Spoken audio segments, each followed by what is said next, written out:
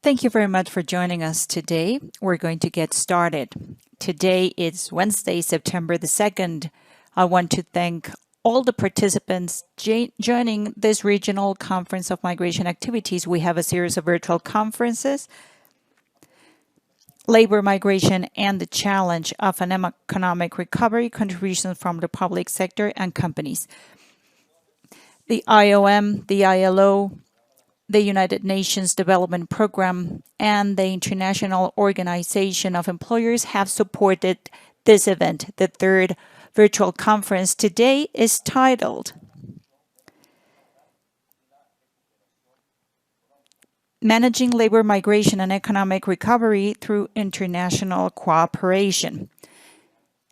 We are very grateful for all of you who are joining us in this session. This morning, we will have as a moderator Laura Sanchez. She is a lawyer from the General Directorate for Migration and Foreign Nationals, representing pro tempore presidency of the RCM for 2020.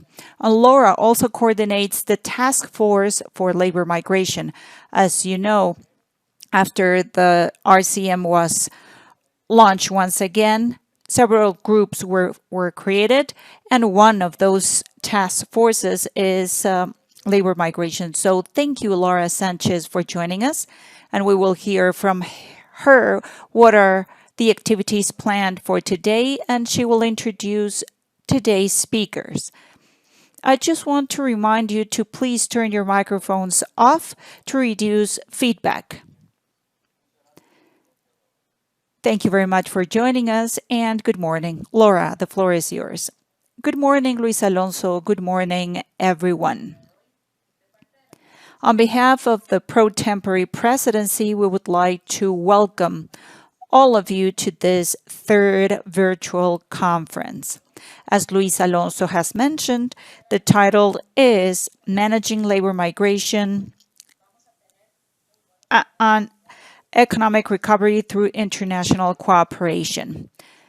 We have remarkable speakers that I'm sure will share with us very good ideas and the projects that are working on. We will hear from Adriana Hidalgo Flores and Randall Arias Solano from the ILO, and we will hear from Fabio Jimenez, we know him from the IOM, and Diana Gutierrez from UNDP.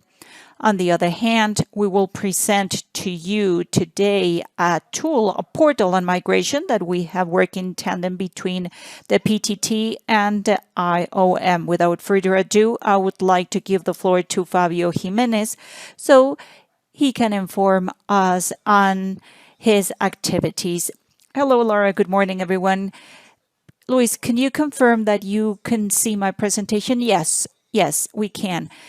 Thank you very much. As Laura has said, this is the third session of a series of virtual conferences that started 15 days ago with the first virtual conference where we learned about priorities and expectations of employers' organizations. This was a session with the presence of the ILO and the IOM, and we heard from different approaches from three remarkable speakers from the employers' arena. What are the priorities and what is the outlook to identify how labor migration can contribute to economic recovery? The second conference was about public and private initiatives to manage labor migration, to have ethical recruitments, and have labor inclusion. We have representatives from Canada and Costa Rica. And today we will talk about a series of tools, methodologies, where cooperation agencies work together, UNDP, ILO, and the IOM to contribute to labor migration by helping governments and companies. Why are these tools important? And you shared your mind about this in the pre-test survey that we sent you.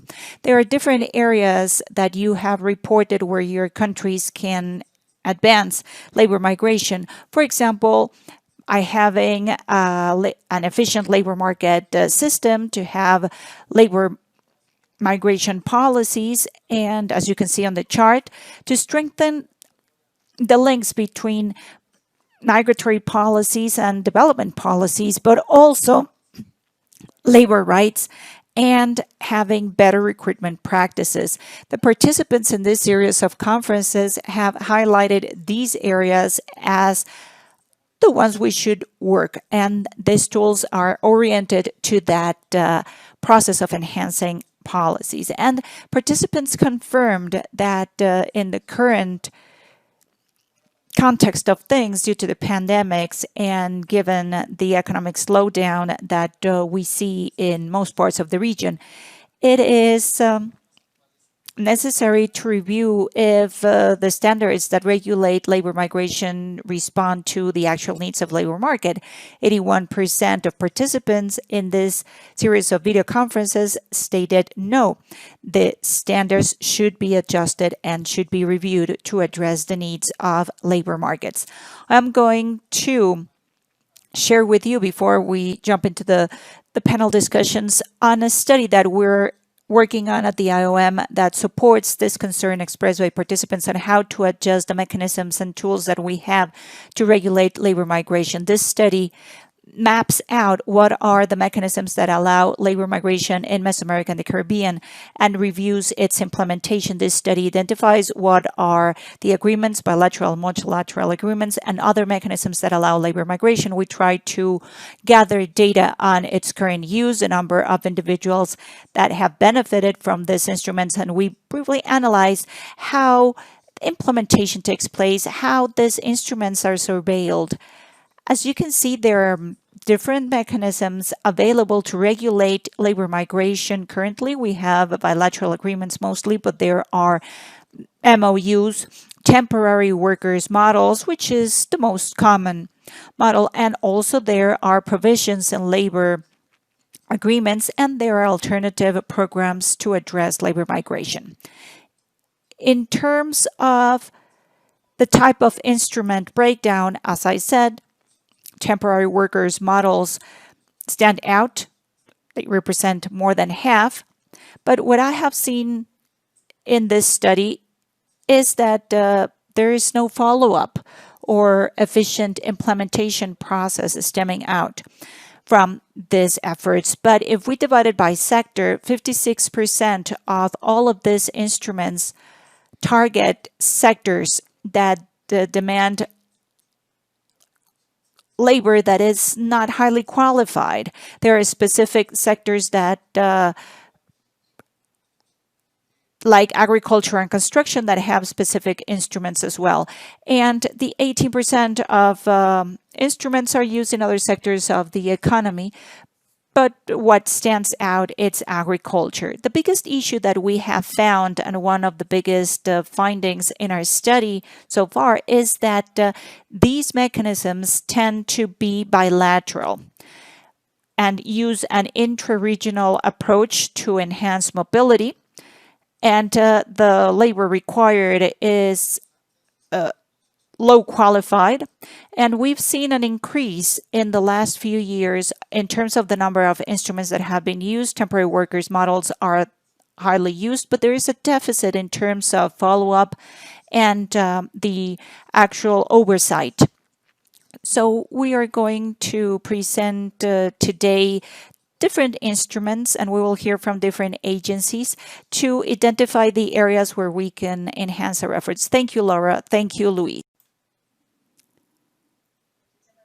Thank you very much, Fabio, for this important analysis that you have presented to us with the data that you received from participants and as well data from your study. Let's continue with this session. Let me introduce Adriana Hidalgo Flores and Randall Arias Solano, both from the ILO, who would share with us the general principles and guidelines for equitable recruitment and the definition of commissions and related expenses. Adriana Hidalgo Flores She's a lawyer, a master's in social programs management, and she's experienced in development projects management. She has worked for over 15 years in the ILO as a projects coordinator for technical cooperation in the areas of labor and professional development, sexual exploitation, child labor, and labor migration. She has been an international consultant in these same areas, and she currently is a specialist of labor migration for Central America, Haiti, Panama, and the Dominican Republic for the ILO. Randall Arias Solano, he's a specialist, a lead specialist for employers for Central America, Panama, Dominican Republic, Mexico, and Haiti, Cuba. He holds a master's in political sciences from the University of Costa Rica. He has been an advisor for companies and employers in the region in the area of labor compliance, and he has been a political analyst regionally, university professor, and head of think tanks for free governance. Adriana Randall, you have 15 minutes. Thank you very much. Can you hear me? Yes, ma'am, we hear you very well.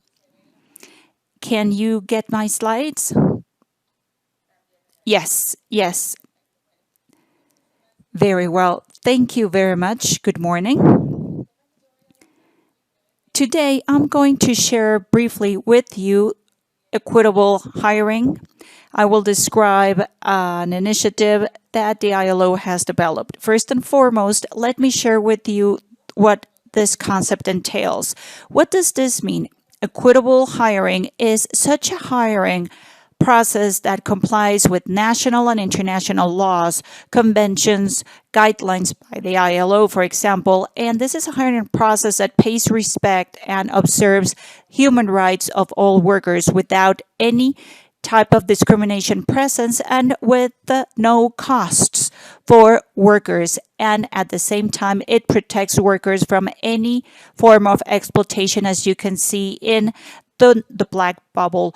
Commissions, threats, abuse, retention of documents, retention of salaries, and in the case of underage workers, hazardous or banned jobs depending on their age. Equitable hiring covers every single phase of the hiring process in itself, from posting ads, screening candidates, hiring, transportation, and return.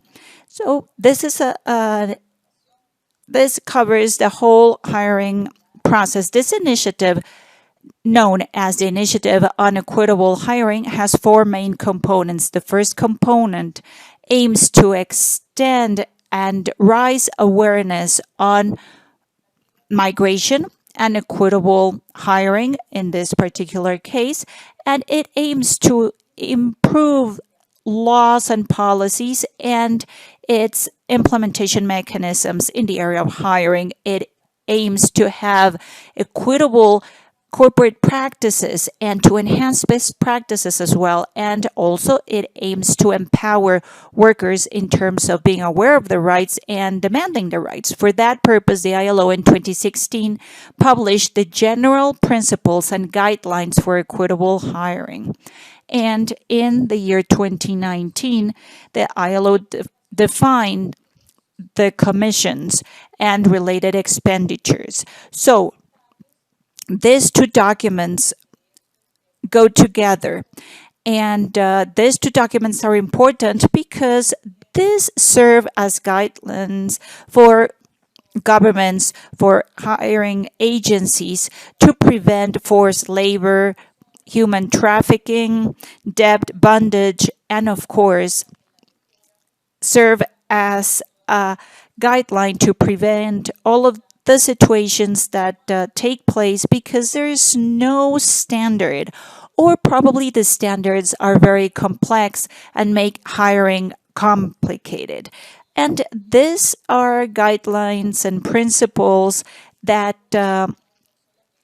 can be implemented not only for national activities, but also related to labor migration. So it covers national workers and non-national workers, meaning migrants. These guidelines are not binding as ILO conventions are. These guidelines and principles are aimed to governments, companies, agencies, employers, public employment services, nationals and non-nationals, and are based on the standards that govern labor relations nationally and internationally, and also the guidelines for human rights in general. Both aim for the due diligence in supply and procurement chains, is specify that zero commissions should be charged for all workers, and aims for transparency in the hiring and recruitment processes. In the case of general principles, these principles cover every stakeholder, as I have mentioned, and the practical guidelines point out specifically to the process of hiring depending on the approach of the stakeholder. And for the ILO, the ideal thing to do, and of course from our organizations always try to push forward enhancements in the hiring process to make it equitable. And the core of this effort is the social dialogue. And for that to happen in the decision-making process, governments, employers' organizations, and workers' organizations need to be present. We don't have time to delve into each one of the principles that you see on the screen, and we won't be able to go through the list of commissions, but these are the basic principles. If you will, I can share with you the link where you can download both documents and, of course, the presentation that I am sure the RCM will share with you. This is basically what I had prepared for you. I know that we don't have much time, and now I would like to give the floor to my colleague Randall Arias, who will continue with this presentation. Thank you very much, Adriana. Good morning, everyone. Could you please confirm that you see our website on the screen? I am browsing this website. Yes, we do see it. I switched the order of my presentation to connect my presentation to what my colleague Adriana Hidalgo has just presented to you. As you can see, I'm browsing live using Diagnóstico Laboral Empresarial.org. This is a tool available in Mexico, and I switched the order of my presentation to connect the topics. This is a self-diagnosis tool that my office uses with the corporate sector. We are using the Refrain project as part of our global activities, and this tool stems out of that. Here we have 15 priorities, the most important topics for ILO: forced labor, child labor, for example, discrimination, freedom of association, health and safety, duration of a workday, minimum wage, among others.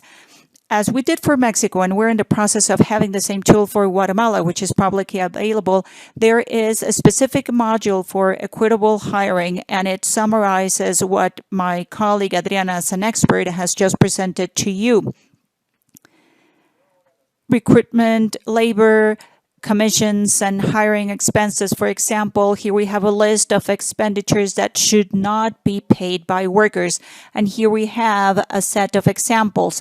We have migrant workers here, also employment agencies, and the abusive practices in the hiring process and nonconformities based on this self-reported questionnaire, and aspects to be used by companies so they can adopt best practices.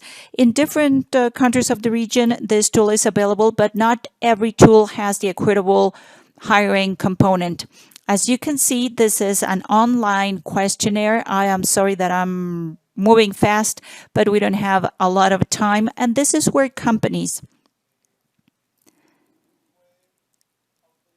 can carry out a self-diagnosis in different areas pertaining to decent jobs. And here there is a list of questions about equitable hiring, they can answer yes and no. And as you can see, there is a long list of questions.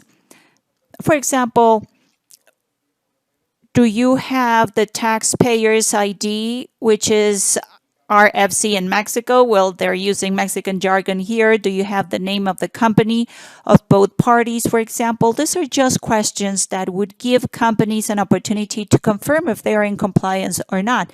This is my first step into presenting this tool to us because there are different principles that we follow in different order. But this is a very practical tool, I should say. And having said this, I am going to move back to my presentation. I just wanted you to be aware of this tool. It is a tool created for the private sector, but this is a tool that provides information in general. And what we're trying to do with this tool is to inform companies of what are the areas where they need to comply. But this is a self-reported exercise, so they can know themselves where are the gaps and what are the areas where they can improve their practices. So can you confirm that you have my PowerPoint? And I'm sorry for asking this question again, because sometimes I just start my presentation and no one is getting my slides. Yes, Randall, we get your slides. But I should tell you, Randall, you only have 5 minutes. I'm aware of that. Thank you. Thank you. So having said that, about equitable hiring practices, if there is someone from the office here, it must have been mentioned already. This forum is about economic recovery. That is why I thought it was relevant to present to you once again the 4 main pillars of the ILO, specifically in the context of COVID and employment and stimulating the economy through monetary and fiscal policies. And the set of actions that states can implement are this: to support companies, incentivize income, to have more opportunities for the population, to maintain jobs, and to offer financial help for companies. And the third pillar, which is paramount for migrant workers, is for the benefit of everybody, but it affects positively vulnerable populations that require special treatment, is pillar number 3, to protect workers in their work sites. And when it comes to health and safety at work, it is a fundamental topic, as well as the other pillars. And Adriana mentioned pillar number 4, which is fundamental for the ILO. All the solutions that states decide to implement should be part of this tripartite dialogue, which is the foundation of our efforts. And here you have a list of potential actions. I can also share with you that right from the onset of the pandemics, the ILO has a watchdog activity. And we have analyzed the impact in the labor market of COVID and the impact of income in Latin America. And the ILO has specified the impact of COVID, and we have seen that the Americas have been hit harder in the region. Specifically, what we're doing in labor markets is unemployment. Individuals decide to leave the labor market, and we see that in the short term, the impact is very interesting because informal work is reduced. But these individuals decide to leave the labor market because they can't find a job, but then they will come back later. So that would increase labor unemployment rates and also informal work rates. We will see as well a strong impact in terms of quality jobs, and this effect will be seen in most vulnerable populations, women, and in the health sector.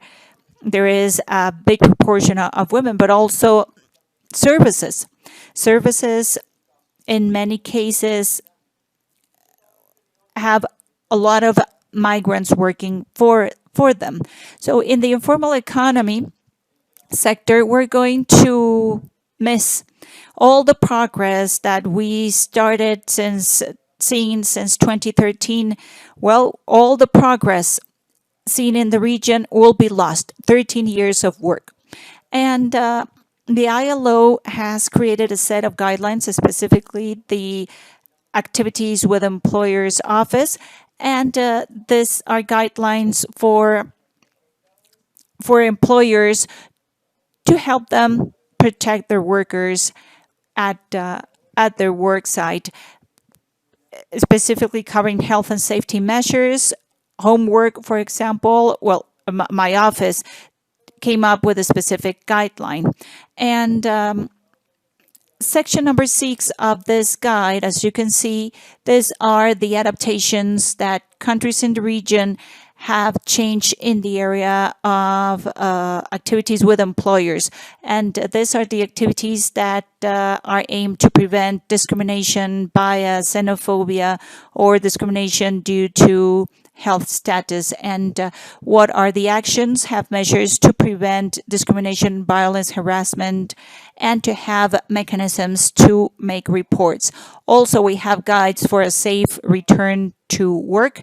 We have different awareness mechanisms, what should be done when you leave your house to get to the work site, healthy measures, and what should be done if workers present symptoms. We have also a homework guide. These are tools that are open, free of charge, publicly accessible.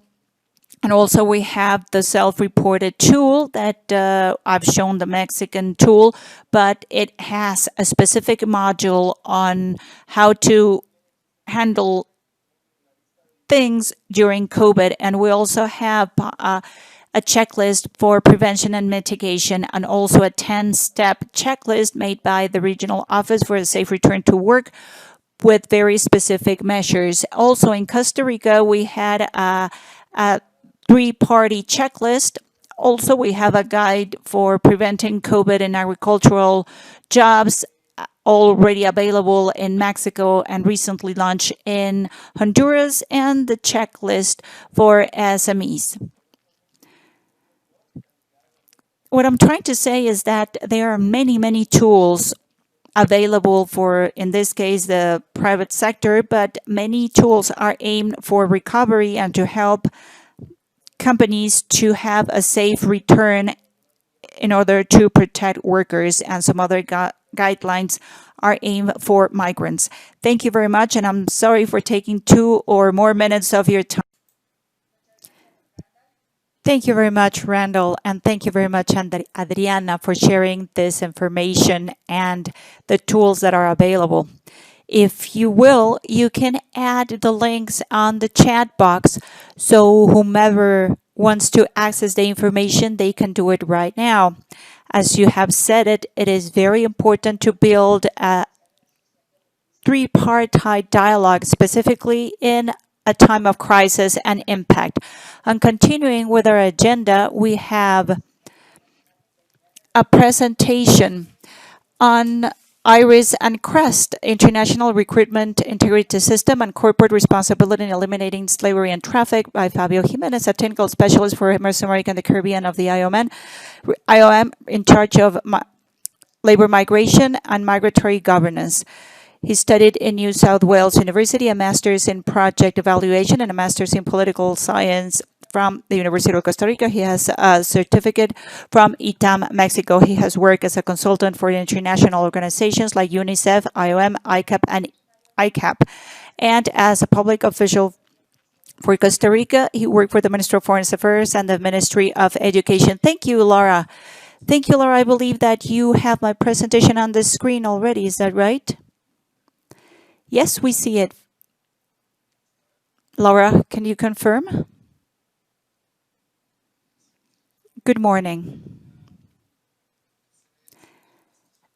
Can you see my presentation? Yes, we do, Fabio. Please carry on. Luis or Adriana, can you confirm that you get my presentation? Yes, Fabio. We can see your presentation very clearly, but for some reason, you're not getting Laura. Perfect.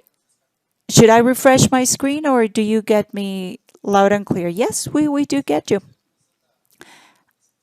I will get started then. I know that we're running short on time. I will present two initiatives, two methodologies that IOM has developed in the area of recruitment and fighting modern slavery and labor exploitation and human trafficking.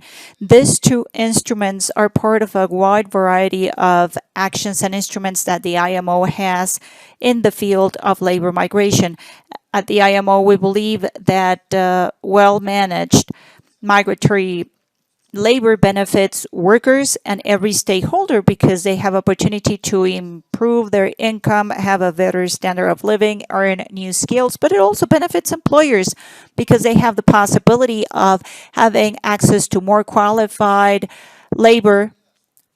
It protects their reputation and it also helps them to be more responsible because these aspects create a lot of pressure for companies and employers. It also benefits countries of origin, specifically by reducing pressure in unemployment, and also creates remittances and creates new business networks. It also contributes to the development of countries of destination because it fills gaps in different areas. In the current context, we see how valuable labor from migrants is. I will also describe the International Recruitment Integrity System and CREST. In terms of IRIS, you can have access to the details and actually take a course at our eCampus platform. I am going to share with you an overview of IRIS, but if you want to delve into the details, please access this platform. So what is IRIS? As Adriana mentioned, it is a way to recruit that respects standards and national provisions. It complies with the laws that govern over hiring labor, but it's a transparent process for workers as well and for employers. And finally, this way of recruiting protects the human rights of workers. Why is important to advance this type of recruiting? Because workers and migrant workers in specific contexts can be more vulnerable than other workers, and the pandemics has highlighted these aspects for a variety of reasons due to language barriers, cultural barriers, and their networks of support stayed at their countries of origin. They might face social alienation, discrimination. They don't know about the standards and how to access protection mechanisms and reparation mechanisms as well. And migrant workers with in an irregular status, they are afraid of being deported and they might be at a higher risk of being deported. And a very important point that we heard from our ILO colleagues, the cost of migrating. If we analyze labor migration in its different phases, we see that a migrant worker begins through a recruitment process. There is a hiring process at a company or wherever the person is going to work. They face working conditions and they might plan for going back to their countries and return. The IRIS initiative concentrates in one stage, recruitment. This is one of the phases where we didn't have necessarily a lot of tools to improve recruitment practices. Why is it important from the employer's point of view? We have employers joining us today and different stakeholders present in different sessions in this series of conferences. Well, they are under the scrutiny of social networks, mass media, civil society organizations, investors, and trade partners demand transparency and corporate social responsibility in terms of how they're hiring their workers, specifically for migrant workers. And consumers in specific markets and countries of destination might be very demanding in terms of what are the standards that products and services use when it comes to recruitment. And we see more and more governments adopting laws that cover recruitment and are compulsory. So companies need to be aware of all of these initiatives because they might prevent a specific case in a company or in a specific trade sector can affect the reputation that might create a problem. And it can prevent as well fines in case of a non-compliance event or being taken to court. That might take time and might take a lot of the resources.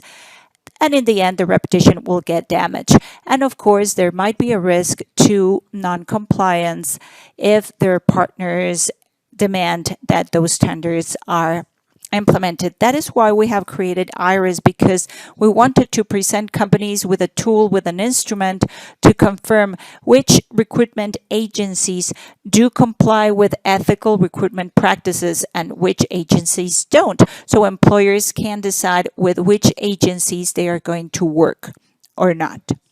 We are well aware that there are many issues to solve, unfortunately, in the hiring and stage and in terms of working conditions, but this initiative places its attention in the recruitment phase, and it consists of three elements. First of all, a voluntary standard is defined, and recruiting agencies are asked, if you want to include ethical recruitment, you have to comply with certain principles and conditions.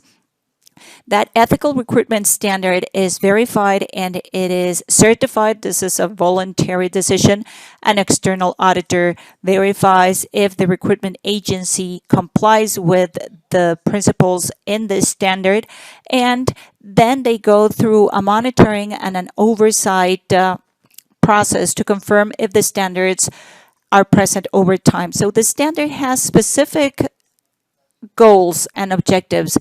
I can get you my presentation so you can delve into the details as you can see on the screen.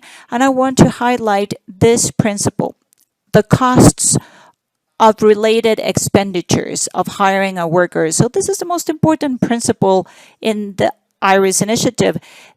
It uses the principle the employer pays for everything. So migrant workers should not have to pay any cost. As you can see here in this slide, we have the logos of different industries and companies that are working hand in hand with IOM and private companies in order to have more ethical recruitment. And once again, you can join the eCampus platform to learn more about IRIS, and the IMO has more resources about it. Now, let me present about the corporate responsibility in eliminating slavery and human trafficking, modern slavery and human trafficking. CREST is an initiative that aims for regional cooperation. Its main goal is to seize the potential of companies to advocate for human rights and labor rights of migrant workers, both in the company's operation but also along the supply chain. It is a very subtle change what you see here, but we're working with recruitment agencies and with companies and also with trade partners that are part of the supply chain. This is an aspect that you will be able to learn to a greater extent. This course will be available starting next week. It is a course on corporate responsibility and labor migration and the CREST initiative will be available in this format. Of course, I am sure that some of the organizations of employers will be very interested in joining this course. Of course, it's free of charge and will be available on our eCampus platform. The CREST initiative originated due to a landmark, and that was the challenge to address modern slavery and labor exploitation. The latest figures show that more than 40 million people in the world are victims of some form of modern slavery. 16 are victims of forced labor in the private sector. It is true that this reality is more visible in Asia. It is a global phenomenon that does happen in our countries and affects equally men, women, and children, and young children and teenagers. CREST has been designed to help companies to reduce the risk of modern slavery, human trafficking in their operations and in the supply chain. How do we do it? By means of actions that are based in three pillars: training and awareness in the area of modern slavery and human trafficking. Then we move into awareness actions before migrants leave their countries and what happens after they arrive. So migrants are aware of the rights that they can call upon and what are the instruments available to protect their rights. And the third pillar is that we help companies to map out the supply chain and what is ethical recruitment so that companies can have a broader view of where are the exploitation risks and how can they deal with that. The goals of the CREST initiative for companies is this: CREST helps them to make international supply chains and labor supply better. This works for local companies, but also for companies that have presence abroad. This is paramount to ensure access to important markets. Also, this initiative includes recruiters in its goals because recruiters can develop the capability to implement international standards that are based on ethical hiring and also support migrant workers. So CREST and IRIS work in tandem. And more importantly, for migrant workers, for workers, they get benefit from this initiative because they get more information and the process becomes more transparent. I'm going to wrap up and I want to share with you 3 documents that you will be able to download from the IMO website or through the RCM. I'm sure these documents will be available. These are products, information, guidances to address the needs of recruitment agencies and employers as well. There are very specific recommendations in the framework of COVID to prepare the migrant population in this situation and how to protect their rights. And this document on the left-hand side of the screen, it incorporates the migrant populations in the socioeconomic response to COVID in the different processes of defining policies. This is the end of my presentation. Thank you very much, and I am sure that during the Q&A we will have more time to interact. Thank you. Thank you very much, Fabio. It is a fact. We need integrity in terms of what the recruitment agencies do, and they must protect the human rights of these individuals and their labor rights as well. As you said, agencies need and companies need to reduce the risk of being victimized and trafficked. The third topic, Companies for Equality, is presented by Diana Gutierrez. And she is a specialist in private matters for the United Nations Program Regional Hub for Latin America and the Caribbean as Gender Equality Seal Certification Program. She has more than 15 years experience in the United Nations system, including the UNDP in Colombia as the Inclusive Economic Development Project Manager, the United Nations Food and Agriculture Organization as an expert in project formulation and finances in the design and implementation of the Columbus Food Security Observatory, and the United Nations Office on Drugs and Crime as an economic advisor for the M&E system of alternative development programs. She received a master's in poverty reduction from the Birmingham University in the UK, and she's a specialist in international cooperation and development projects management and professional in finances and international relations. Diana, you have the floor. Laura, thank you very much. Can you confirm that you can hear me? Yes, we can hear you and we get your slides. Thank you very much. It is a pleasure to close this series of webinars and virtual meetings to talk about labor migration and the role of the business sector and employers. At the UNDP, for over a decade, we have worked in the process of consolidating this program, Business for Gender Equality.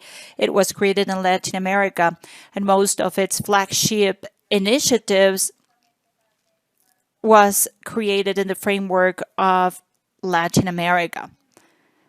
We know that there is a challenge when we talk about gender equality, especially when we talk about labor migration.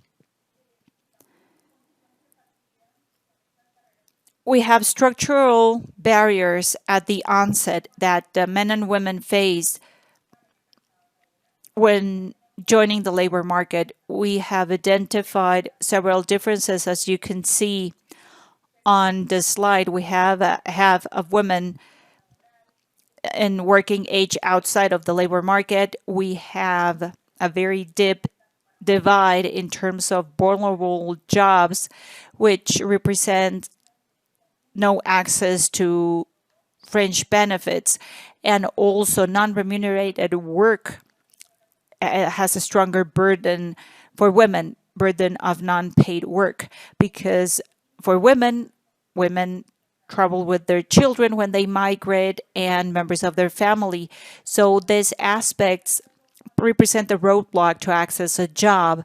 And when we analyze other aspects like paid work and leadership roles, we see wider gaps. We want to share with you some findings that we did last year in several countries of the region on migration patterns in Venezuela and the status of Venezuelan women when they migrate.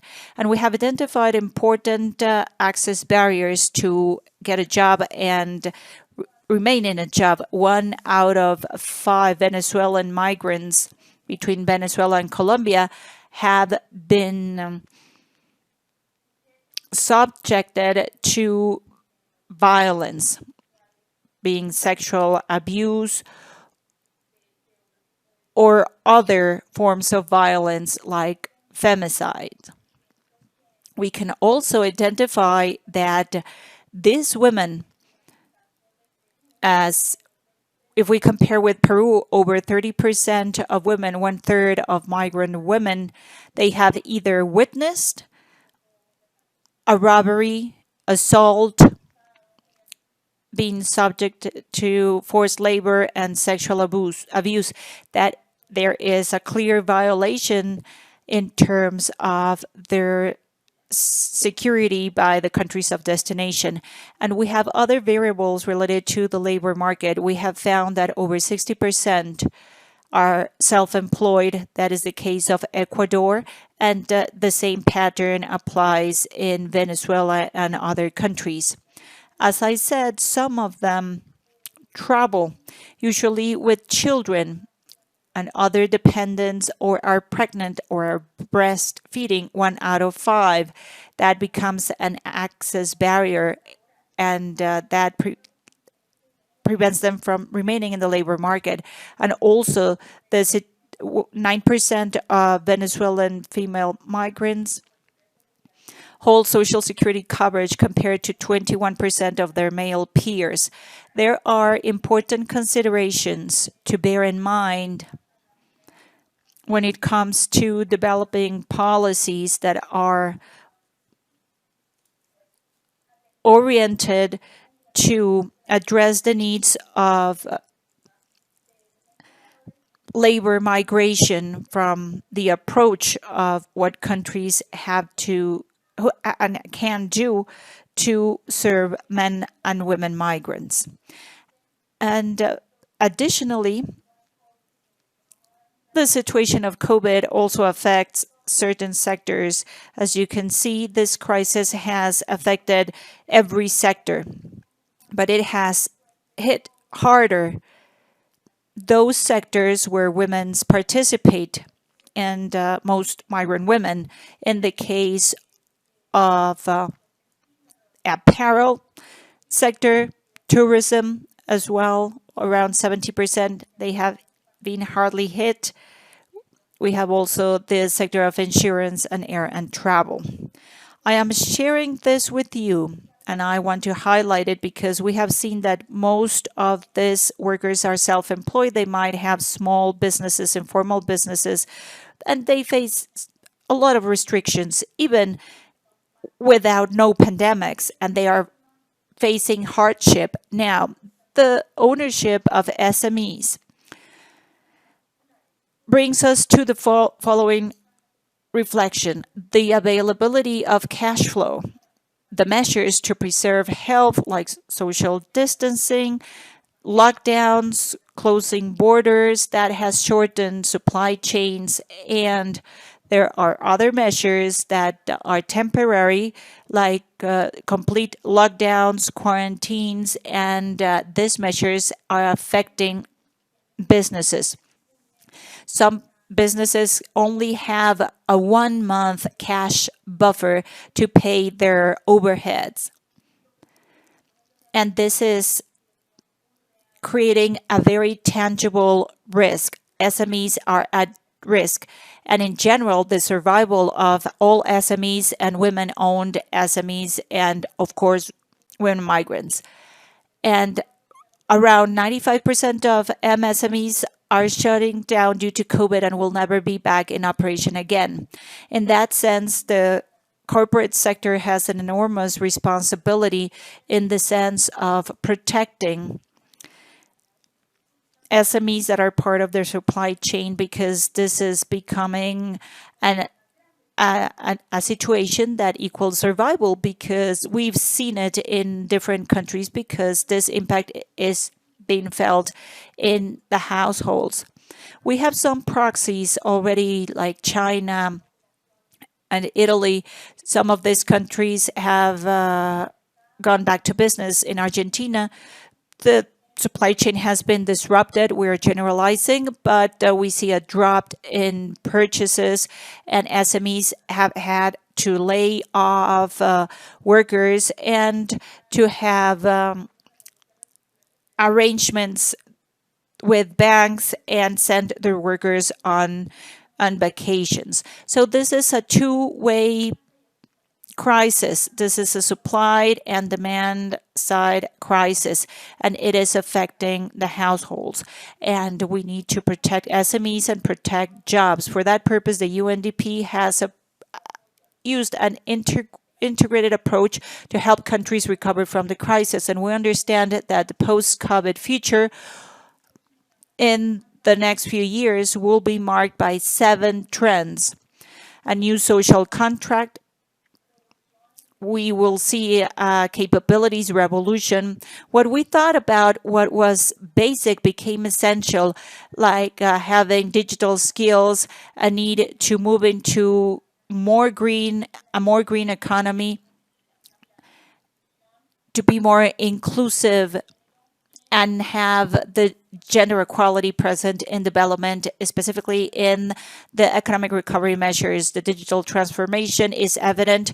Internet became as essential as having power or drinking water, and the need as well to build resilient and peaceful societies stands out, and also to strengthen multilateralism. What we have designed are 4 integrated areas of support based on strengthening social protection mechanisms, and we are working together with countries to reduce the concept of universal basic income in the most vulnerable sectors, in the poorest quintiles.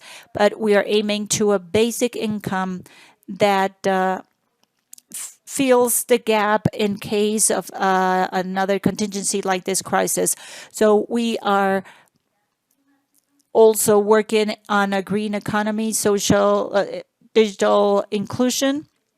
This is going to be essential for adapting businesses in any area of development, like leveraging technologies to reach new clients, new customers, and new distribution channels, and of course, governance, which is one of our added values and the areas where we work with countries. In this context, we have created the Coalition for Businesses for Gender Equality, for gender responsive action. This coalition makes a call for action to the corporate world to unite efforts and not to turn a blind eye to the crisis, and to make efforts that go beyond philanthropy and that identify their in-house practices. So this coalition wants to safeguard the process that we are in towards the 2030 agenda,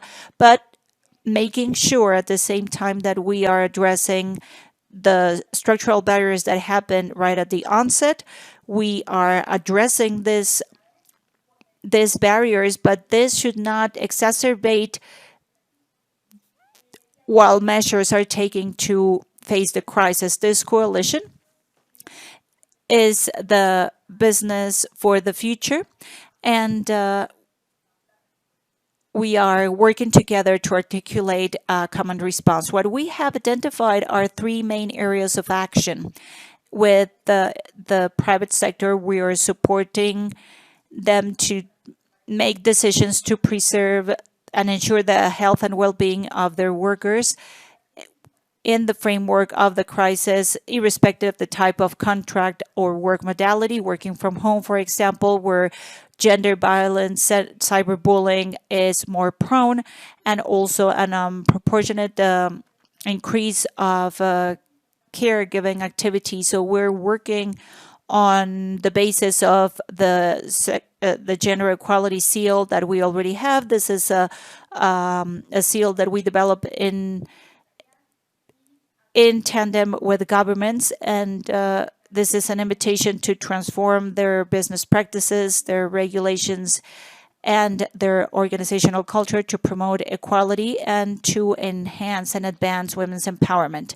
We are working as well in the development of policies that are oriented to protect the supply chain, as I said, that is to say, to protect the smaller businesses owned by women, with models to develop providers, and by transforming digitally these companies, and also using resources that would allow these companies to solve their cash flow issues, but also having strategic investments in the short and the long term that will be needed for the new reality. And we're supporting them by having social responsibility initiatives and also how they impact the environment. We are proposing commercial and non-commercial solutions through triple impact models. That is, businesses or social companies where a return can be seen in the environmental side, of course, with financial return as well. In that sense, we are working on four main areas. The first one is related to workplaces, and we are using gender equality seals. And this is a global initiative that was created in Latin America, and this initiative is in the process to be replicated in Africa and Asia. We have adopted an ISO standard, so to speak, based on quality, so that companies can advance gender equality and women's empowerment. Adriana. Yes, yes. I'm sorry, Adriana, you have 2 minutes. Thank you.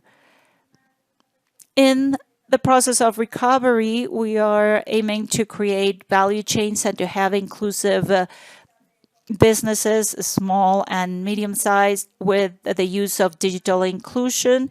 We are using tools to have more women presence in science and technology areas. And for that to happen, we need more solid financing models to achieve the goals of 2030, to have financial inclusion for women and financial leveraging of these companies and social businesses. And we have a series of tools that are at the disposal of companies. We have a survey on the impact of crisis, let's say, to assess the well-being of workers. It is free of charge and available for companies. And we also have a survey that helps to identify the supply chain impact for SMEs. Also, we have an action tracker for the private sector, which is available for identity and business.org.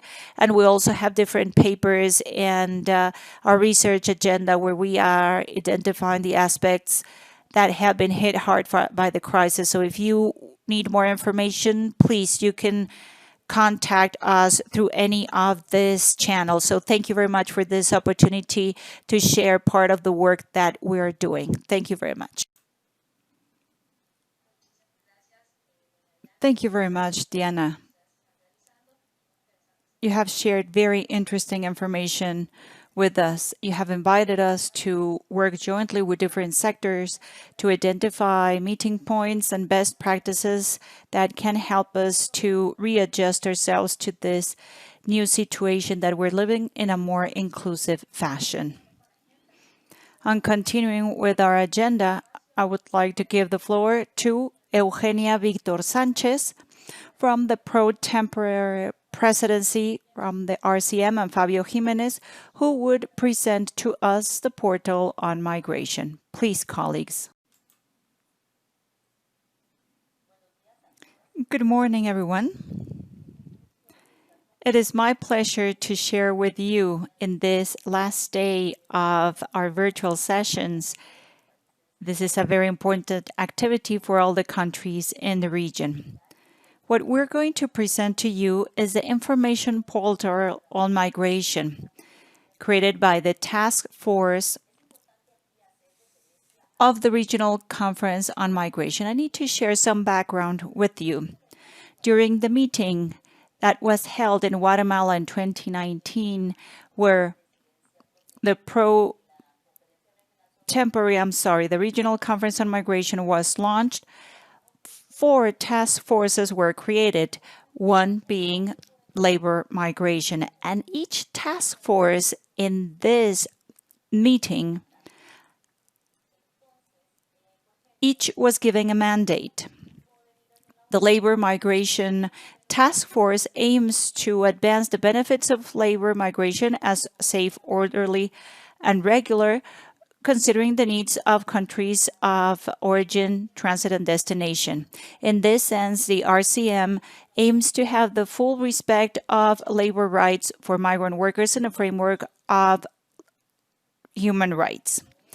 Also to have ethical recruitment practices and decent labor to prevent the exploitation of migrant workers. Why are we presenting this mandate to you? Because by having a regional program of constant awareness activities to prevent the unlawful recruitment of migrant workers, we are in alignment with this mandate. And by creating a regional program, which was as well part of the working group that the task forces share, which is part of the agenda of the Regional Conference on Migration. Our goal is to have awareness campaigns regularly to counteract the potential violation of migrant workers' rights. Because when there are mechanisms and legal paths for recruiting migrants, that prevents all the vulnerabilities that they would face otherwise. And we know that labor exploitation of workers happen when there are no provisions in place, and in result, their rights are violated. The pro-tempore presidency, along with the executive secretariat of the conference and with the IOM support, we have developed a platform, a portal with information on migration. We believe that this is a comprehensive tool. You will have a look at it when Fabio is ready with the presentation. And this portal will benefit both workers, public servants, and companies themselves. Also, with the staff from the pro-temporary presidency, 2 experts were hired. With these efforts, what they did was to gather data from all the countries part of the RCM. And this information has been integrated with pre-existing data that the IOM had in order to create different user profiles. This is work in progress, and you will see it on the portal. That is to say, migrant, employers, and officials. Each profile will provide different types of information because each profile looks for different types of information, and this is what we're going to see next. Probably is not as clear as we wanted it to be, but I'm sure you will see it better when you use the platform with Fabio. And the interests of migrants are job opportunities. What we want to do by having information laid out this way is that migrants might get to their countries of destination, or they might not know what are the options that they have available, what options are out there for them. There is a big information gap. So migrants might be looking for job opportunities, and this is what we are trying to present. On the other hand, the employer might want to hire migrant workers. We are, in this case, servicing their needs, and officials might want to look for information on the different mechanisms for migration and other sorts of information that would help them be informed on what is happening in the labor market in different countries or in their own country, because sometimes information is all over the place. There is no consolidated resources, and this would serve as an orientation platform. So I went through the platform very briefly, and now it's Fabio's opportunity to share the platform with you. We hope you like it, and we believe that this is a very important tool for the conference because this is a tool that would receive your input when there is a change or when there are new information out there that should be uploaded. Thank you, Eugenia. I am going to share the website with you. Can you confirm, please, that you're getting my screen? Yes, Fabio, we see it perfectly. As Eugenia said, this is the template of the general layout of the portal.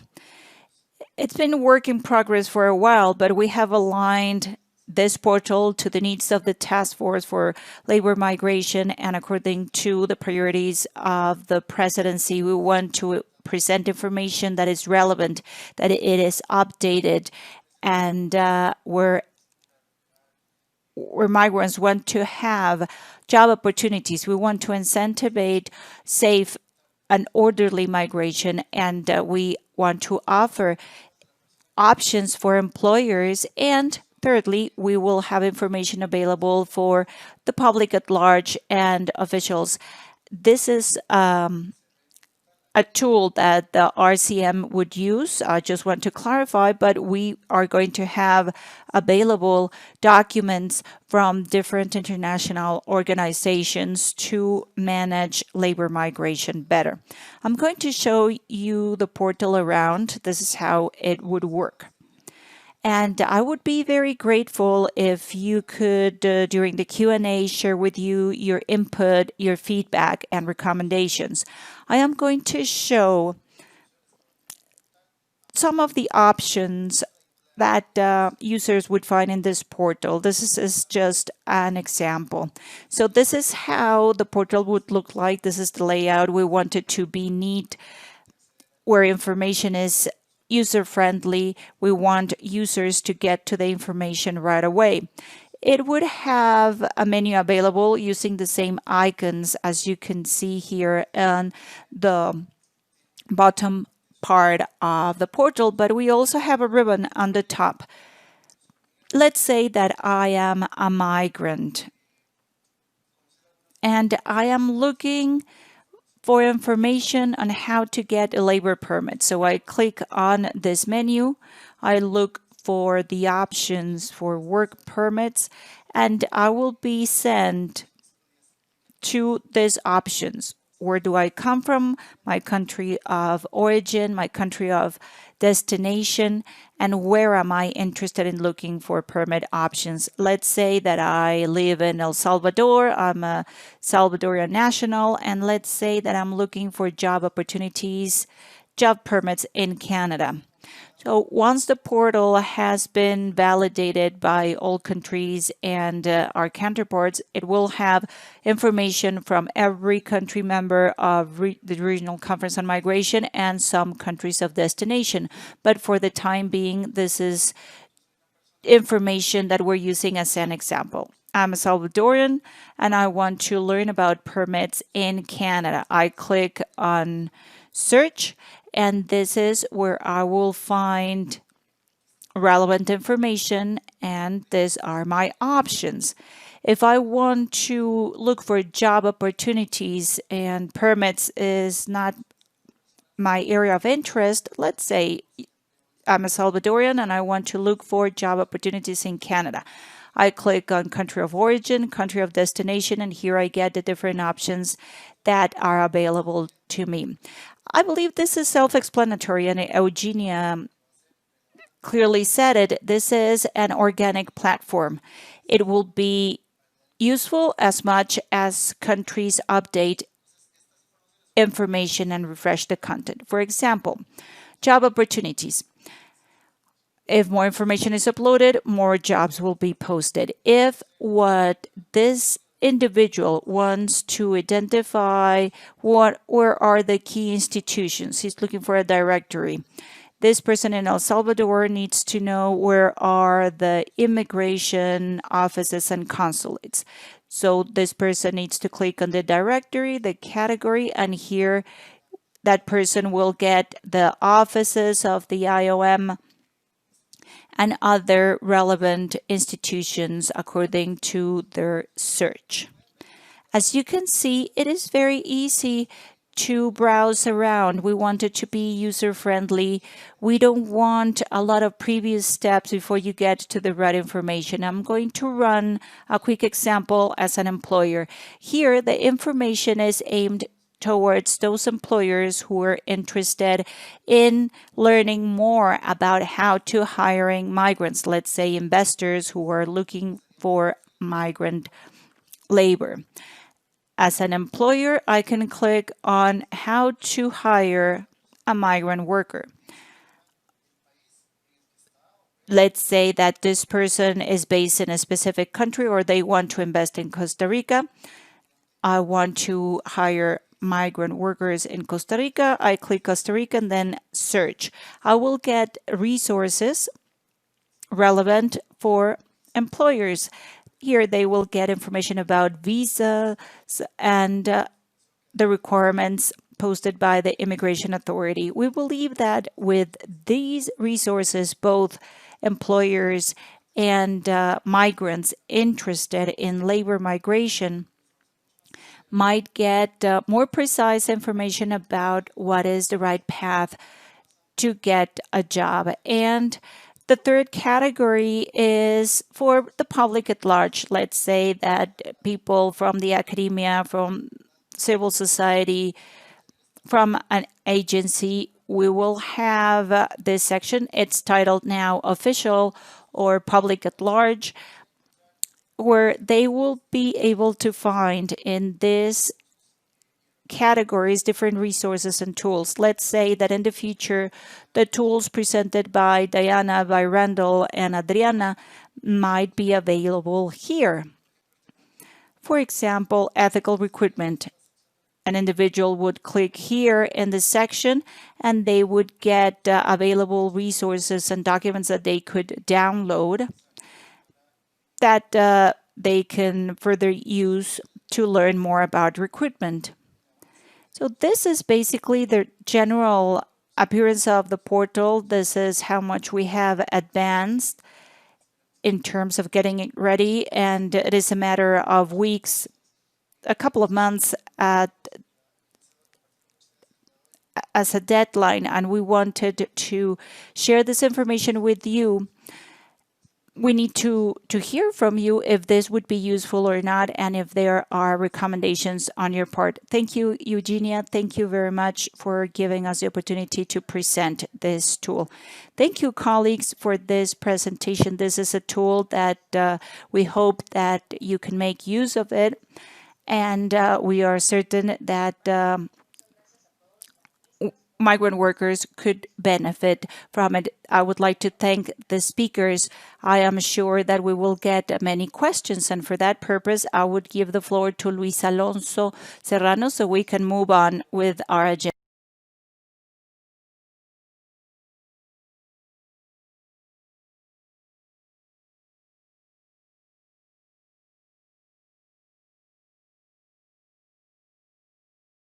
Thank you very much, Laura. Don't leave us, please. And we would like to invite as well our speakers joining on this morning to remain with us for the Q&A. Thank you very much for your excellent questions and contributions. The floor is yours. Please share questions, comments, concerns. You can use the chat box. You can click on participants and send us your questions, or if you want to turn on your microphones, please click on the blue button on the right corner of your screen. We have enough time. Let's make the best out of this session. So if you have questions and comments, this is the right time. If the presidency, our IOM and ILO colleagues agree, we would like to give the floor to the speakers. If you think you have missed something in your presentation, or if you would like to reply to any of your colleagues, you can do that as well. We could do that if you will. Very well. I am a very shy person, Luis Alonso. You know me, right? I would like to share the following. In general, this is the ILO's approach, but my department, the employer's activities, and you have the link on the chat.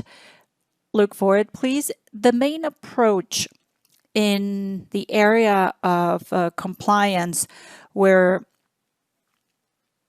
migrant workers' rights are addressed, in particularly equitable hiring, is teamwork. We work with employers' organizations. I use the tool for Mexico because this is the latest version. I hope that in 3 months we have the tool for Guatemala, and I am sure it has to be better than the previous tools. It's an organic process. All of these tools are available for the public at large.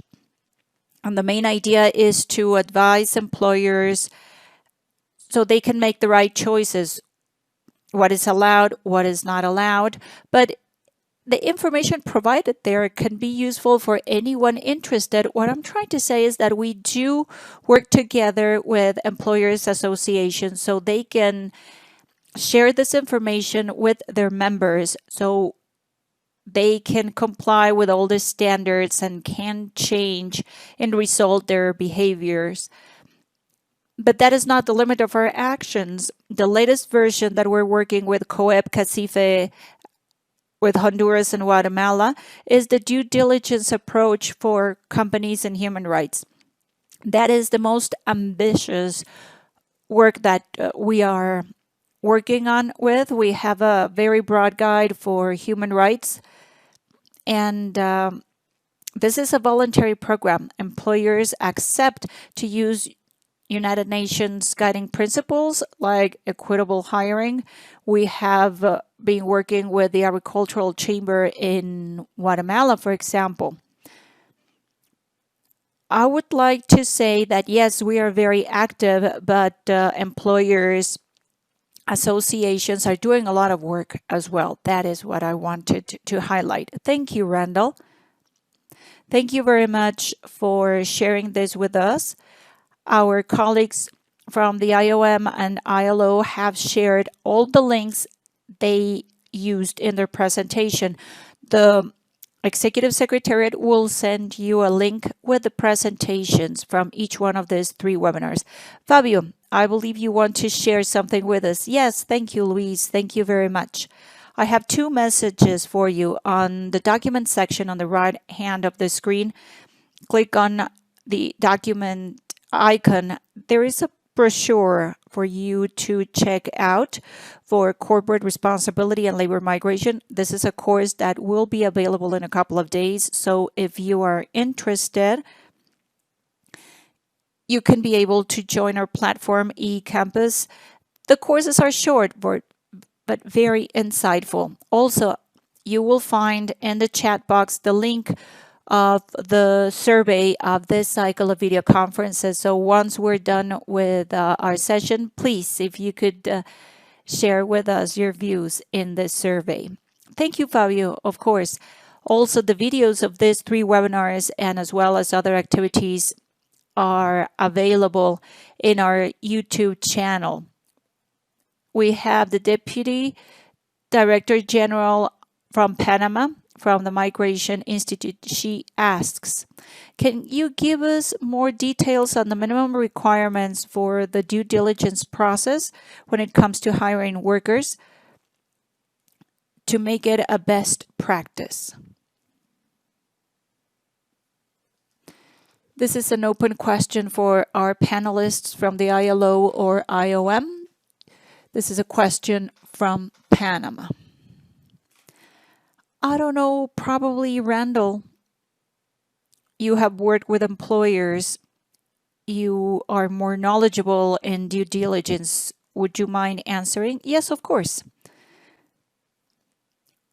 I have to insist, the self-diagnosis tool that I briefly presented today, and I have already posted the link on the chat. You will see the link for Mexico. Works this way. And this is an example of what we share with employers associations. In some fields that I won't share the details because I don't want to give you facts that I cannot confirm, but when a company wants to use due diligence, what we do with the Agricultural Chamber in Guatemala, for example, what we're doing is that the questionnaire looks differently.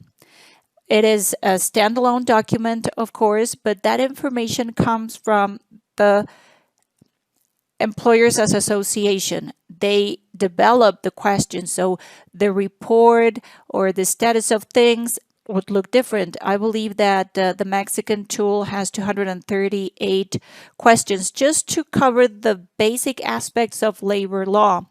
And they have additional 27 for equitable hiring. If you want to use 100 parameters, and that would be your score for compliance, and you have 80 and you have a 20% gap, that would be 20% that you have to work on, just to give you a percentage. Based on that, an improvement plan is designed, and in tandem with the Employers Association, this company receive support to fill that 20% gap in all of the areas that they must comply with. The first step of due diligence means to make criteria very explicit. Some associations that advance human rights, companies have to use a code of ethics, for example, or their own human rights policy. So they voluntarily adopt those parameters and they accept to comply not only the law, you have to comply with the law, but in These other tools, they adopt voluntarily international best practices and the equitable hiring principles, as Adriana mentioned, in stricto sensu are not binding, but companies voluntarily agree to implement those. That is the first step. Now, in due diligence, the first step is to understand what is missing, but we provide technical assistance to fill the compliance gap. That is what I want to highlight with you. Who advises employers in general and share with them pointers where you find gaps? Well, we need to help them how to fill that gap. That is basically what we do. I'm sorry to repeat this all over again. We need to work as a team, but we also have to build trust.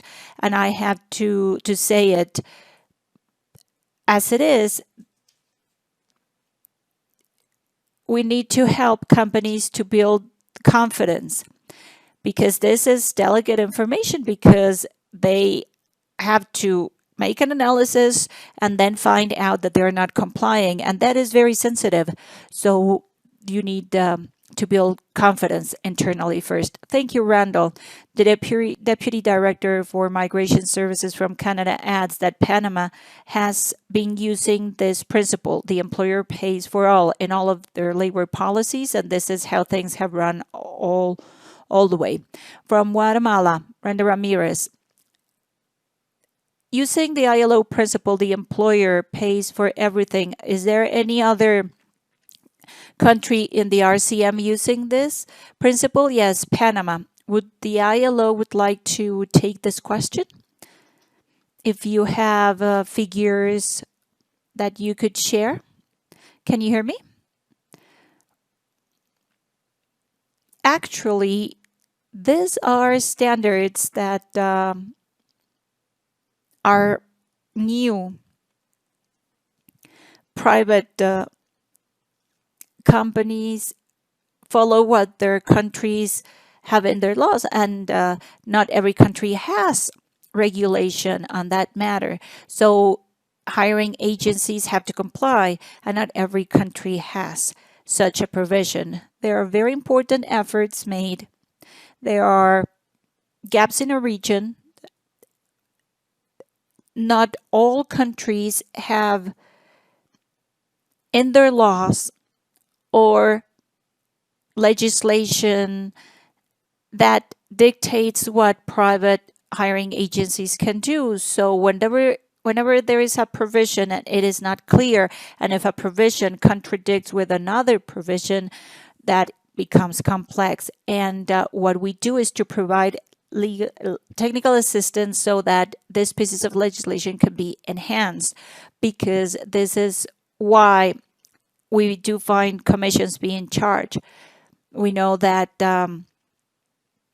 besides Panama, of course, we still need to see more efforts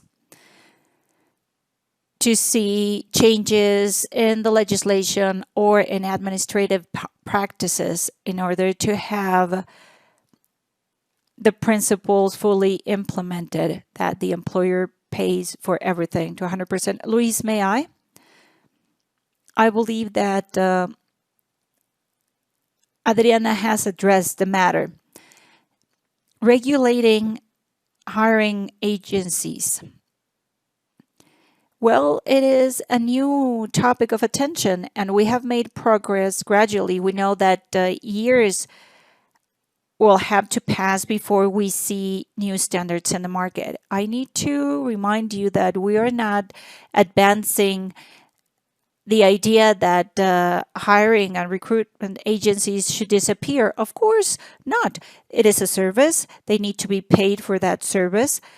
What we're trying to say with this message that the employer pays for everything means that the recruitment process should not be paid by the migrant worker.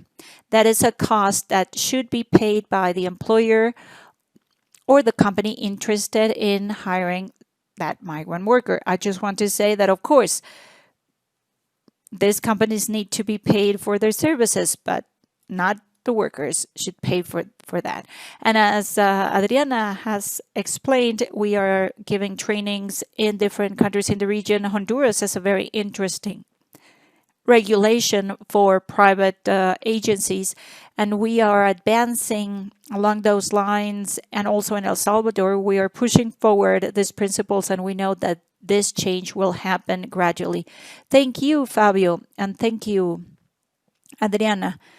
The floor is open for any other of our panelists, probably the UNDP or ILO or the PPT.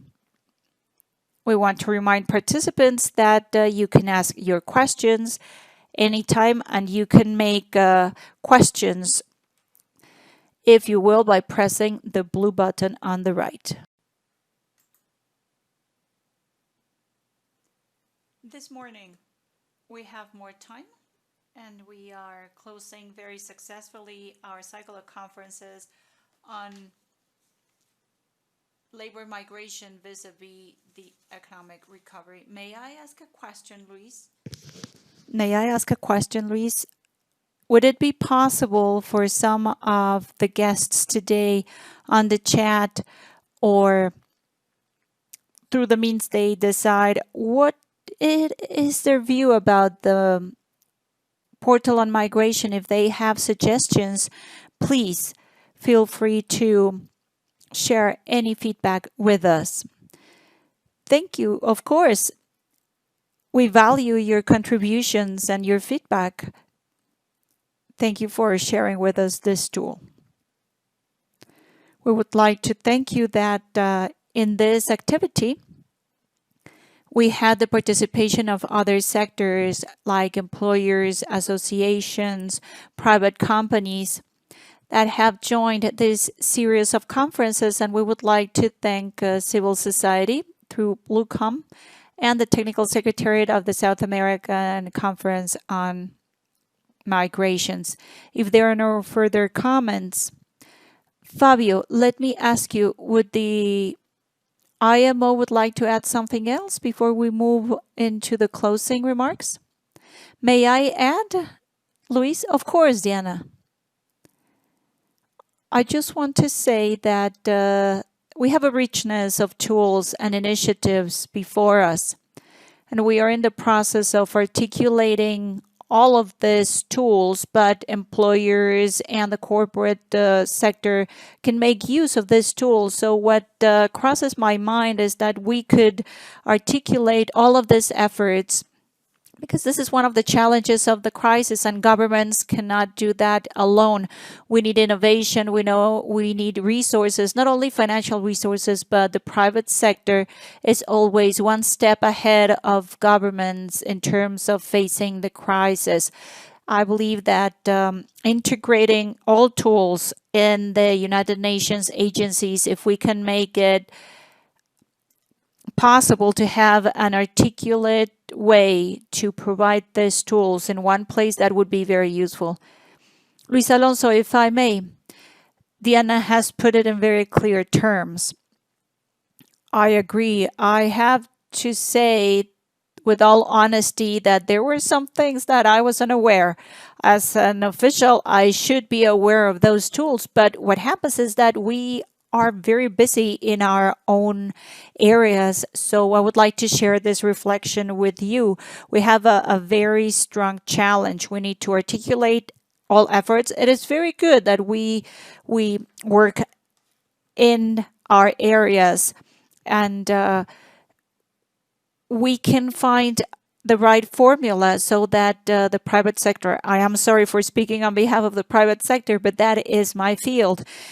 Part of the job we do at the Employers Activities Office, we try to make all the tools available online, and we try to process all the information, because sometimes cognitively things are hard to understand, because sometimes if something is difficult to understand, it won't be implemented. Sometimes we need to navigate around an excessive flow of information. This self-diagnosis tool, which is one of the most popular tools, and it has been popular for a long time, and it tries to be very easy to use. Through a question and answer flow, we try to articulate best practices and the information that is considered to be basic. Of course, I'm not going to put words in Diana's mouth. I'm trying to say that all of these tools and instruments that the system already has available, well, on my behalf, I can say that I am going to work together with Adriana and think about it, that the tools that are available, how can we make them work in tandem with others? So that would be my takeaway, and I will think about it. So we could have a common resource center, at least for the region, and whatever is in Spanish, we could have everything managed in one same place. And once we have all these tools in one place, we will be impressed of the amount of information that we have available, so we can have all of those resources available for employers. Sometimes when I say employers, people think of large companies, but the majority of employers are M and SMEs.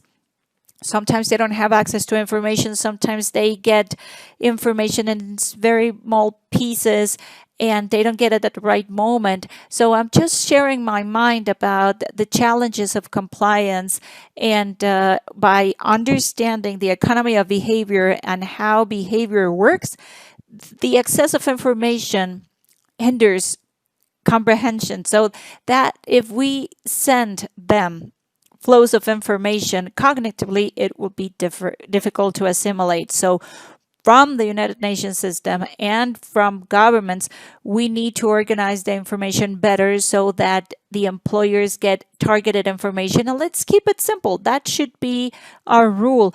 The more practical and the more user-friendly information we get to the users, we will advance our ultimate goal. Thank you very much and have a great day. I have to stop, otherwise I will keep speaking all day long. May I 2 seconds, please? Of course, Adriana. In terms of the tools that my colleague Randall presented, I would like to say how relevant these tools are. The aim is self-compliance. This is our aim. It is not just about demanding things from the government approach. No, we are building self-compliance. And I would like to say that not charging commission is an aspect of equitable hiring, but it goes way beyond commissions. It covers human rights, observance, and other aspects that we were not able to review, but commissions are just one aspect of it. But protection goes beyond charging commissions. Thank you, Adriana. I would like to give the floor to the Deputy Director of the Migration Service from Panama, Maria Isabel Sarabia. She was very active in the chat. Now she wants to take the floor. Please. Good morning. Hello, how are you doing? Good morning. It is still good morning where I am. Thank you very much for this opportunity. I want to highlight the topic of best practices. Randall specifically mentioned, and other speakers also did, this should be an effort to fill the gap. We as governments, we need to acknowledge that we need to be taken by the hand technically as well to fill that gap. And in that sense, I believe that in order for these initiatives to be positive, not only in the area of migration, but also in the area of public policy for employment, we need to identify the differences that are out there when it comes to implementing tools. I will give you a very simple example. Panama.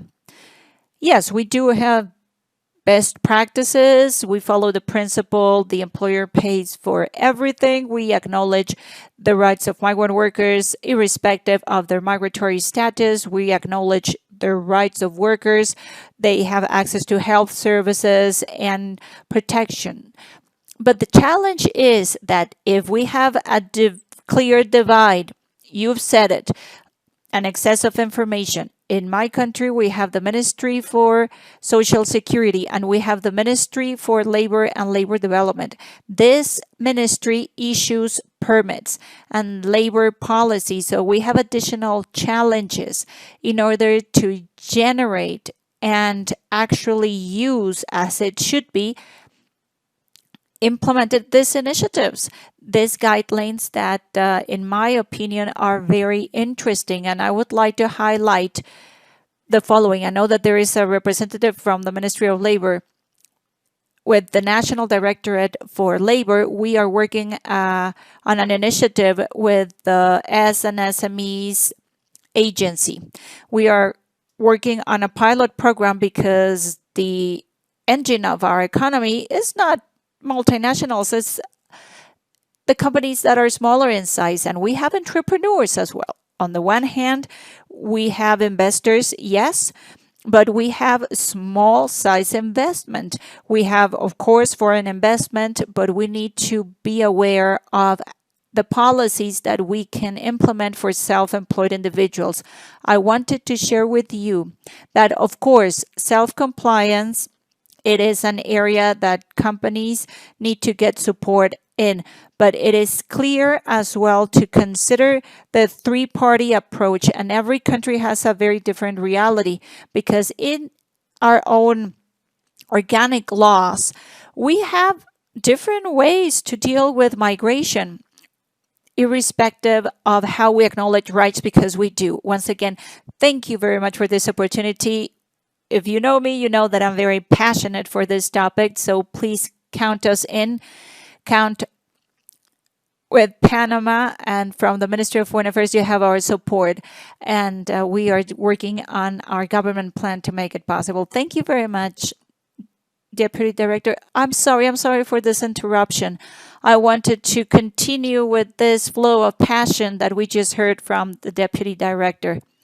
It is a pleasure to hear passion from public officials, and specifically with a very critical approach, because it is complex what we're doing. And in the area of labor, when we were working on these guidelines, well, we had to invest a lot of time and effort in the Northern Triangle in Central America. We spent 3 months with 5 lawyers from different countries and specialists trying to identify what are the regulations for a company to be legal, not only to incorporate a company.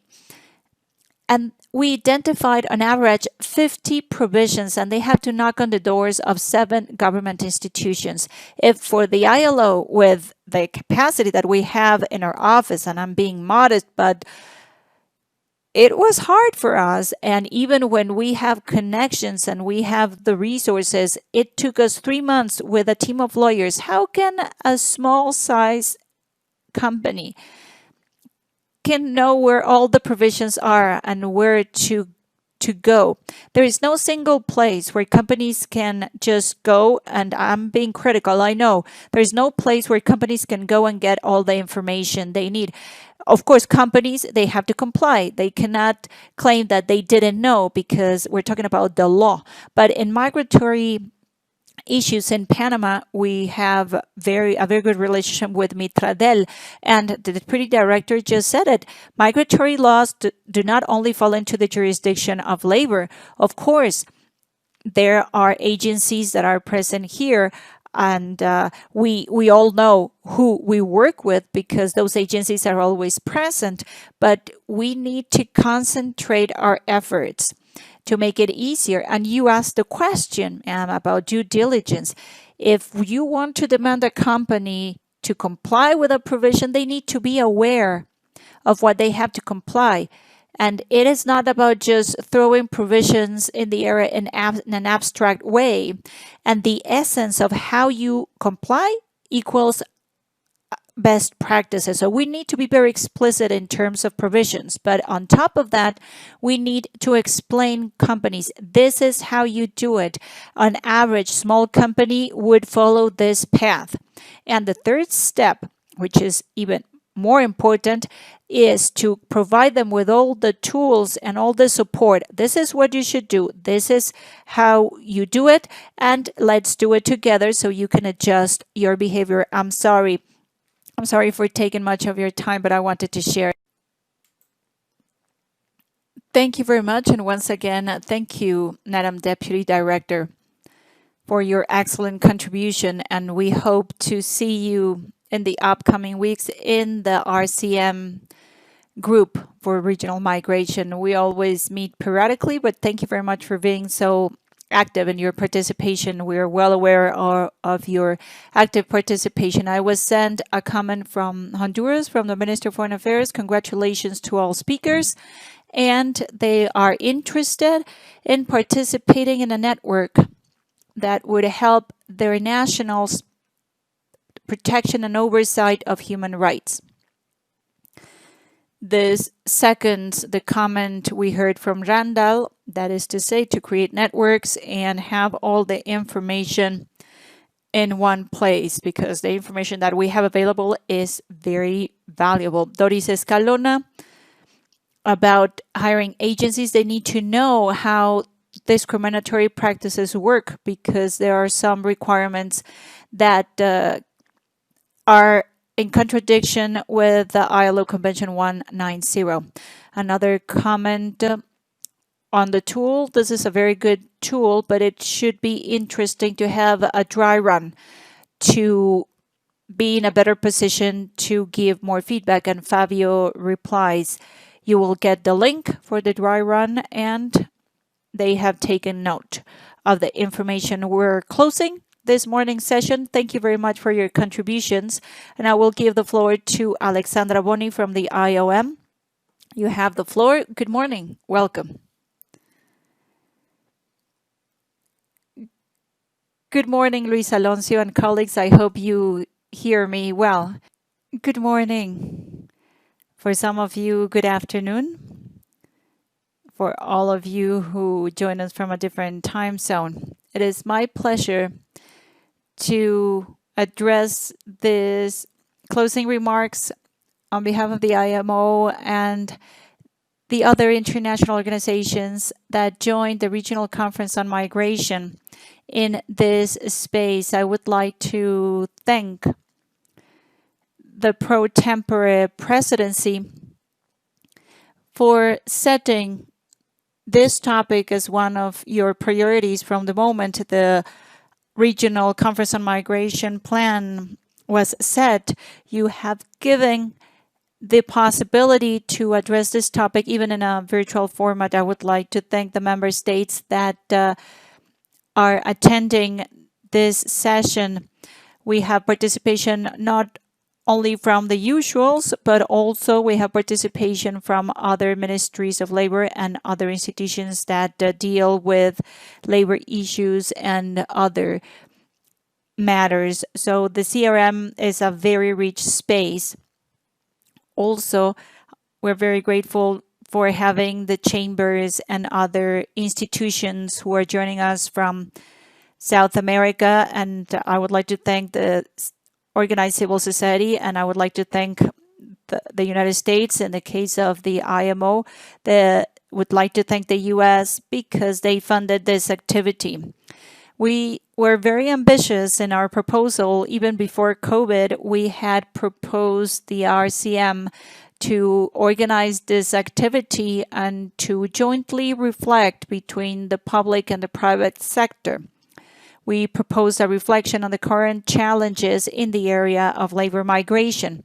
It was a target that we wanted to achieve and work on, but then the sanitary crisis came along and we wanted to adapt this discussion to a virtual environment, and we combined this space for reflection that we needed before, and we combined the mechanisms that we had with the context of the crisis. So we did it in a virtual setting in 3 2-hour webinars, and in both cases, we have seen that we have to address the structural aspect of our actions. We are trying to incorporate the migrants in the response that we see from states in addressing the sanitary crisis, but we need to understand the long term. This conversation, this forum, and the actions of the labor migration task force of the RCM point out that by opening doors to new conversations with the private sector has been a fruitful effort. I don't want to summarize all of what we have heard, but I just want to say that there is a need to be innovative in our response. We need to review the ways we are doing our work, the way we meet, the way we join virtual environments, and how work is changing, not only for migrant workers, but in general. And this is having an impact on job offers and how individuals are being hired, not necessarily in a post-COVID world, but how things are happening right now. So this cycle of conferences was very useful for the agency. So the RCM sent out an invitation. We responded to face the crisis, and we have been invited to think and reimagine not only labor mobility, but mobility in general. And we were not able to address health and protection in the crisis, but this seminar addressed other areas that will be used as the starting point. And we need to think in the way we're going to respond in the short term.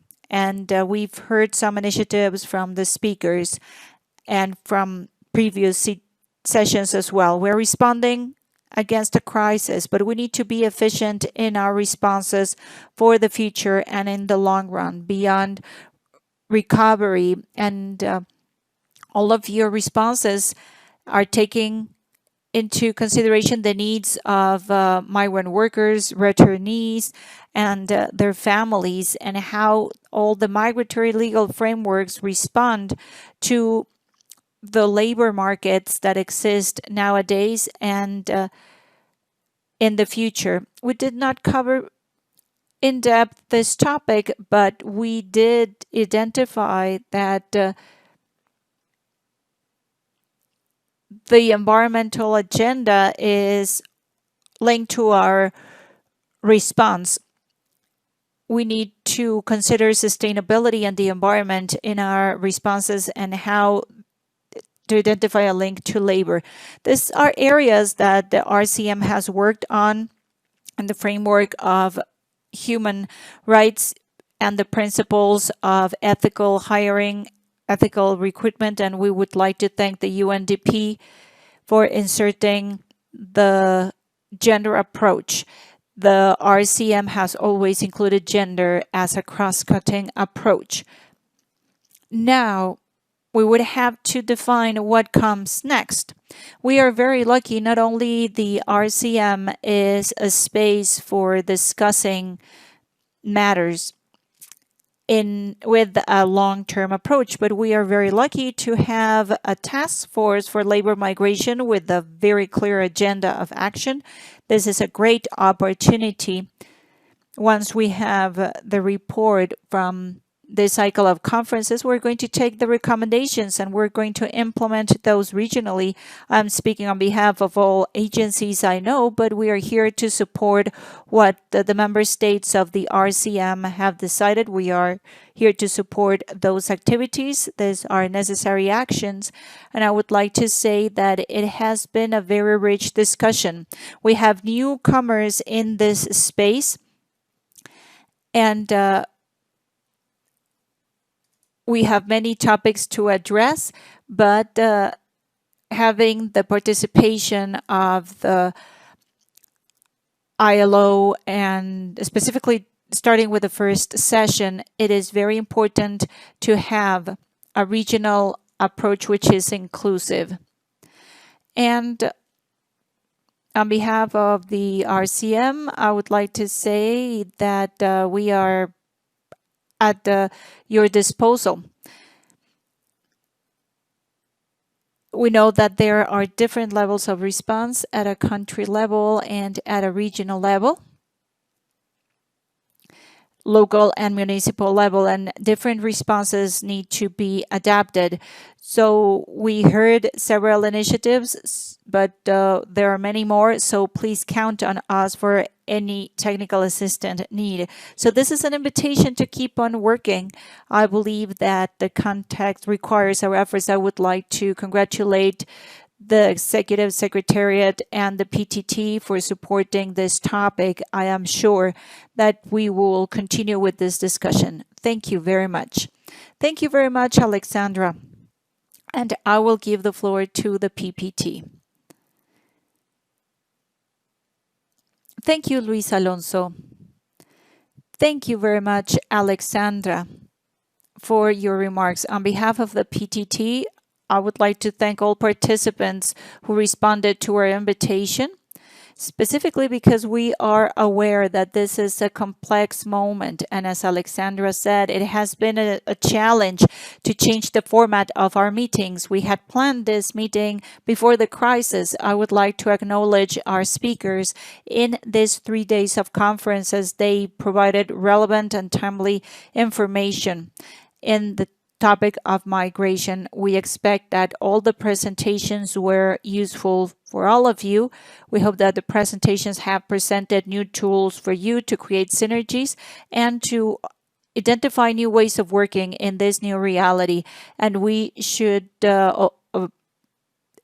discuss these topics between different sectors. I would like to thank the IMO, the ILO, the UNDP, and the International Organization of Employees, and also the Office for Refugees of the United States of America for their valuable collaboration to organize this event. And I would like to thank the Executive Secretariat and the RCM for their invaluable support. Have a wonderful day. Thank you very much.